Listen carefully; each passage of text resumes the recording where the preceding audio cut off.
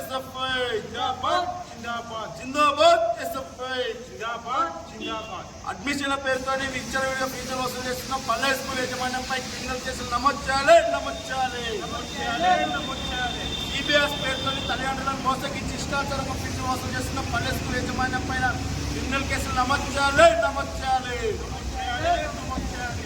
జిందాబాద్ SFI జిందాబాద్ జిందాబాద్ SFI జిందాబాద్ జిందాబాద్. గుర్తింపు లేకుండా ఇష్టాంతాలను admission తీసుకున్న యజమాన్యంపై చర్యలు తీసుకోవాలి చర్యలు తీసుకోవాలి చర్యలు తీసుకోవాలి చర్యలు తీసుకోవాలి. రావాలి ఎంఈఓ వెంటనే రావాలి రావాలి. స్కూల్కు సంబంధించిన వివరాలు అడిగినప్పటికీ కూడా ఎలాంటి డాక్యుమెంట్ ఇవ్వకపోవడం సిగ్గు సిగ్గు సిగ్గు సిగ్గు. స్కూల్ పర్మిషన్ ఉందని చెప్పేసి అడ్మిషన్ తీసుకోవడం సిగ్గు సిగ్గు సిగ్గు సిగ్గు. తల్లిదండ్రులను మోసగించి ఇష్టానుసారంగా ఫీజులు వసూలు చేస్తున్న యజమాన్యంపై చర్యలు తీసుకోవాలి చర్యలు తీసుకోవాలి చర్యలు తీసుకోవాలి చర్యలు తీసుకోవాలి.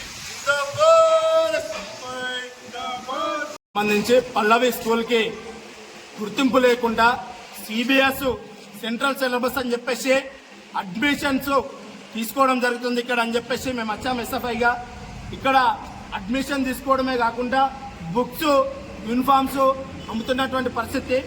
ఇదేంది సార్ అని చెప్పేసి అడిగినప్పటికీ కూడా వాళ్ళు ఇష్టానుసారంగా మాట్లాడడం అని చెప్పేసి మేము అడ్మిషన్ ఫీజు 1500 రూపాయలు కూడా ఒక్కొక్క విద్యార్థి దగ్గర వసూలు చేస్తున్నటువంటి పరిస్థితి ఉంది. ఇది సరైన పద్ధతి కాదు సార్, మీకు పర్మిషన్ లేదని చెప్పేసి మాట్లాడితే కూడా మా పైకి భౌతికతలు చేయించమనేది డాక్టర్ ఇక్కడ స్కూల్లో ఉన్నత పార్ట్నర్ అయి ఉండి కూడా భౌతిక దాడులు చేయడం అనేది గుచ్చేటు.